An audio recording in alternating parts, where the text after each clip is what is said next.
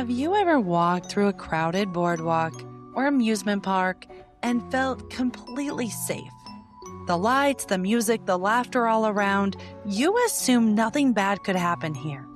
And that's exactly what happened in New Jersey. The boardwalk was alive with laughter, lights, seaside games, and the crashing Atlantic waves. But in the early 1980s, this vibrant stretch of sand and wood became ground zero for one of the most chilling killers the Jersey Shore had ever seen. Welcome to Death Kiss Traveler. My name is Marissa, your morbidly curious host, and today I am taking you somewhere I have never gone before, deep into the dark world of true crime. This is a first for the podcast, but the story I'm about to tell you is too twisted, too shocking to ignore, and yes, it unfolds inside a place you'd least expect. Of course, a theme park. Behind the laughter, the rides, and the bright lights, something sinister happened, something that turned joy into tragedy. Buckle up, because this is one wild, dark ride you won't forget. And with that, today's episode does come with listener discretion. Today's podcast may not be suitable for all listeners. Listener discretion is advised. Make sure you are following me on TikTok, Instagram, or Facebook for photos of today's episode and others at Death Kiss Traveler Podcast.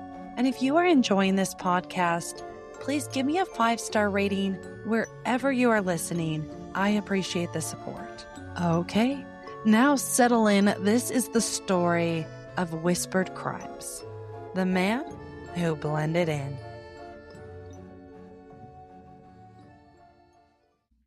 Before Richard Begenwald became a name whispered in police reports, before the murders, before the boardwalks, there was a boy who was already broken. Richard Begenwald was born in 1941 into instability and violence. His childhood was marked by abuse, neglect, and early exposure to brutality. From a young age, those closest to him described him as angry, volatile, and disturbingly detached. A child who didn't just lash out, but enjoyed it. He was born in Staten Island, New York. Richard Begenwald grew up in a deeply unstable home. His childhood was marked by frequent conflict and neglect, particularly from his father, who struggled with alcoholism. From a very young age, Richard displayed troubling behavior that quickly drew the attention of authorities. By only the age of 5, he was removed from his home and sent for psychiatric observation in Rockland County, beginning a long pattern of institutional involvement. As he grew older, his behavior became increasingly reckless. By just 8 years old, he was already engaging in activities far beyond his years. And at 9, he underwent psychiatric treatment at Bellevue Hospital. Following this, Richard was placed in the State Training School for Boys in Warwick, New York, a facility meant to rehabilitate troubled youth. Instead, his time there was marked by repeated disciplinary issues, including theft and encouraging other boys to run away. Even during visits home, he showed signs of manipulation and dishonesty, often taking money from other family members. At 16, he had completed only an 8th grade education before briefly attempting high school, an effort that lasted just a few weeks before he dropped out. By his early teens, Richard was already showing classic warning signs: violent fantasies, cruelty towards others, a fascination with dominance and fear. He didn't just want to hurt people, he wanted to watch them break. As a teenager, Richard drifted into crime, theft, assaults, escalating acts of violence, each one pushing the boundaries further and further. Authority didn't scare him, consequence didn't slow him down. Not long after leaving school, Richard left New York altogether, drifting to Nashville, Tennessee, where he spent the next 2 years living on the margins. His time there ended with an arrest related to vehicle theft, bringing him back to Staten Island in 1958, just before his first known murder. In 1958, at just 17 years old, Richard Begenwald crossed the line he could never uncross. After returning to the East Coast, Richard quickly fell back into criminal behavior. He stole another vehicle and traveled to Bayonne, New Jersey, where in December of 1958, he and an accomplice carried out a robbery at a local grocery store. During the incident, the store's owner, Steven Sladowski, was killed. Richard fled the state immediately afterward, but was located and arrested just 2 days later in Salisbury, Maryland. Following an encounter with law enforcement, he was extradited back to New Jersey, where he was convicted of murder and the court sentenced him to life in prison, believing society had been permanently protected from what he would become. Behind bars, doctors evaluated him and described him as emotionally disturbed, sadistic, and dangerous. A young killer whose violence wasn't situational, it was wired in. But prisons don't always cure monsters. Sometimes they just teach them patience. And unfortunately, after 17 years, Richard walked away free on parole in 1975. Older, smarter, and far more controlled. The rage was still there, but now it was quiet. By the time he settled near the Jersey Shore, he wasn't acting on impulse anymore. He was observing, studying crowds, learning how people moved through public spaces, learning how to disappear in plain sight. And soon the boardwalks, places built on joy and noise, would become something else entirely. They would become his hunting grounds. After he was released on parole in 1975, he stayed largely out of sight, supporting himself with temporary work and really trying to avoid attention. But by 1977, concerns began to resurface. He became a suspect in a sexual assault investigation and failed to maintain contact with his parole officer. He was arrested for that crime in 1980 in Brooklyn, but the charges were dropped when the victim was unable to identify him in a lineup. In the early 1980s, Richard got married and was living in Asbury Park, New Jersey, just steps from the boardwalk. By day, it was a place of music and salt air. By night, it transformed into something looser. This is where he learned how easy it was to disappear in plain sight. Witnesses and investigators later placed him along the Asbury Park boardwalk, watching, listening, blending in, not rushing, not hunting wildly, just waiting. The crowds gave him cover, music gave him noise, and strangers assumed this meant safety. Further north along the Branch Pier, the same pattern emerged. Another lively shore spot, another place where young people gathered, flirted, wandered, never imagining someone was studying exits instead of rides. It was here that Richard encountered one of his victims, luring her away from the lights and into isolation.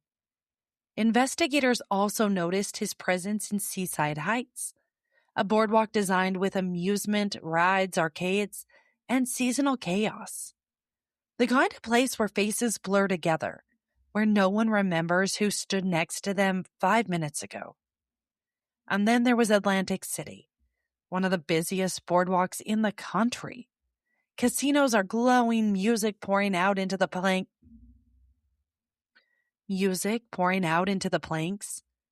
Thousands of people moving at once, the perfect camouflage.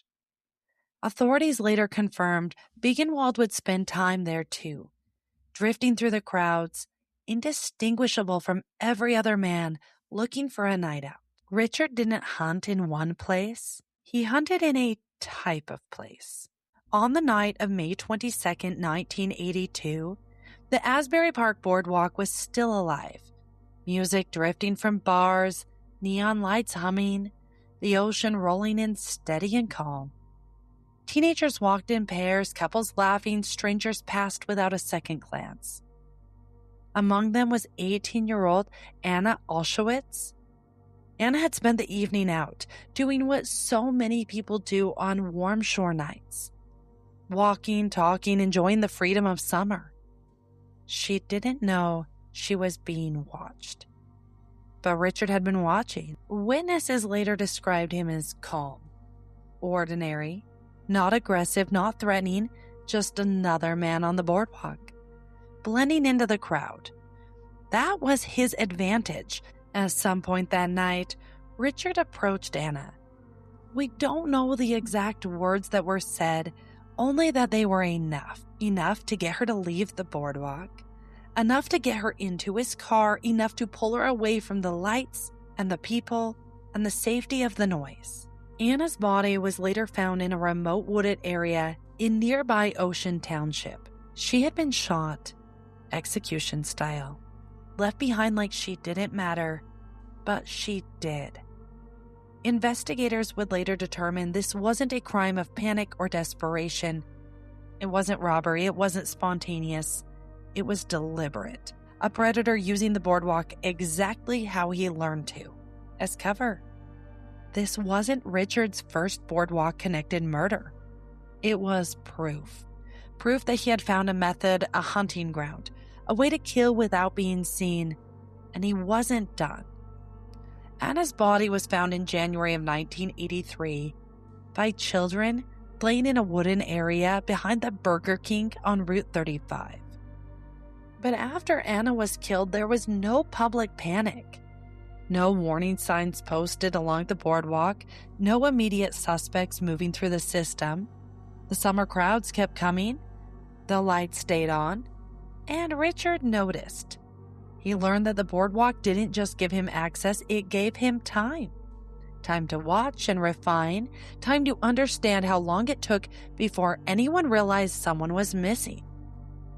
What changed after that first murder wasn't his violence, it was his confidence. He no longer needed to rush conversations. He no longer needed to test his instincts. He understood exactly what worked. Approach calmly, gain trust, move quietly, disappear without friction. He began targeting people who were alone, young or drifting, those who wouldn't immediately set off alarms.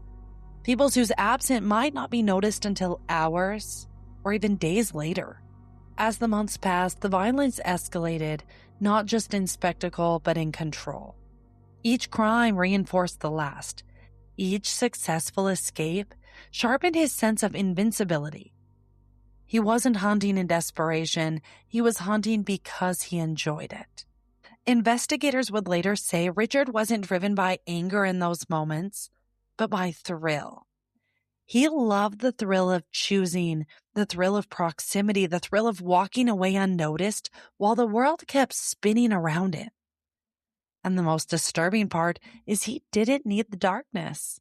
He didn't need isolation. He thrived in places built for joy, where laughter drowned out intuition and safety was assumed instead of questioned. By the time law enforcement began to suspect a pattern, Richard Begenwald had already learned the most dangerous lesson of all. He could kill, and the boardwalk would keep his secret. But secrets don't stay buried forever, and eventually the crowds wouldn't be enough. More victims were discovered across Mammoth and Ocean counties. Investigators began noticing similarities they couldn't ignore. The victims were often young, vulnerable, lured rather than forced, found in remote areas like woods, marshes, quiet places far from where they were last seen. And again, the trail led back to the same environments: theme parks, boardwalks, tourist zones, public spaces where strangers blended together. Police realized this wasn't random violence. Someone was moving comfortably between towns. Someone who understood how long it took for reports to be filed. Someone who knew that crowds could erase memory, faces lost in noise and neon. But there was still a problem. No witness could describe him clearly. and there was no name or vehicle reports, just a shadow that kept slipping away until someone made a mistake. Richard Begenwald didn't always act alone, and that may have been the beginning of the end. In the early 1980s, Richard formed a relationship with Darren Fitzgerald, a young man who was drawn into his orbit. Where Richard was experienced and controlled, he was impulsive, eager to please, eager to belong. Truly a dangerous combination. Together, they committed multiple murders. But unlike Richard, he talked. He bragged, he confided, he cracked. On January 22, 1983, police surrounded Richard Begenwald's home, where Darren Fitzgerald was also living. Using a ruse, officers were able to lure Richard out of the house, and he was taken into custody without incident. Meanwhile, Fitzgerald attempted to hide in a concrete room filled with weapons. After a tense standoff during which police warned they might take action, Darren surrendered. A search of the house revealed a large cache of firearms, explosives, illegal drugs, and other unusual items, including a venomous snake and equipment for collecting its venom. Authorities also discovered floor plans of several nearby homes and businesses. During questioning, Fitzgerald had revealed that Richard had shown him a hidden victim in the garage, a young woman. Fitzgerald described helping Begenwald transport some of the victim's remains to other locations, including his mother's home in Staten Island, where one body had already been buried in the basement. Over the course of the investigation, Fitzgerald assisted authorities in locating several additional victims, providing critical information that helped police uncover the full scope of Richard's crimes. One of the final victims identified was William Ward, a man with a criminal history who had been buried in a shallow grave in Neptune City, New Jersey. The investigation revealed a chilling pattern. Begenwald had hidden his crimes behind the mask of normal life, keeping bodies and evidence in plain sight, often using the help of those he manipulated. Richard Begenwald's name is tied to 6 confirmed victims, 6 lives stolen, 6 families shattered, but investigators have long suspected the numbers may be higher. Other sources show up to 9 murders, but I can't confirm that. He was only charged with 5 murders and sentenced to death, which was changed to life in prison with 5 consecutive life sentences, making sure he can never get out. He had bodies hidden in basements, victims buried in woods, secrets stashed behind locked doors.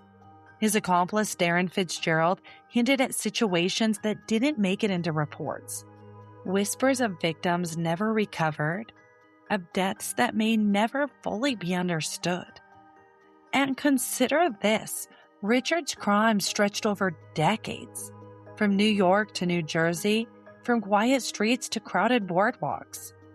In every gap between confirmed killing, there lies the possibility of another story, another life erased without a trace. Cold cases from that era still linger in law enforcement files, faces no one remembers, names that never made the news. How many more? No one really knows. And maybe no one will ever know exactly how many lives Richard took. Because some killers leave more than fear behind. They leave questions that never die. Boardwalks are designed to distract. Lights flash, music bleeds into the night air. Footsteps blend together until no one belongs to anyone. That's why places of amusement work so well in these situations. Not just as places of escape, but as places where people disappear without being noticed. Richard Begenwald didn't hide in the shadows. He didn't need locked doors or dark alleys. He stood where everyone stood. He walked where everyone walked, and he waited until safety became assumption. The crowds protected him, The noise erased him, and the belief that nothing bad happens here did the rest. When predators move through spaces like these, they don't announce themselves, they blend. They listen, they wait. And by the time anyone realizes something is wrong, they're already gone. Thank you for listening to this true crime episode of Death Kiss Traveler. This podcast is researched and written by me, Marissa. Produced by Sunkissed Traveler. Are you thinking of a vacation? Disney, a Caribbean cruise? Or how about a train ride through Europe? Wherever you want to go, Sunkissed Traveler can help. See show notes for details or visit sun-kissedtraveler.com. Stay safe out there, friends, and I will see you next week with another chilling episode. You're gonna love it. I'll see you then.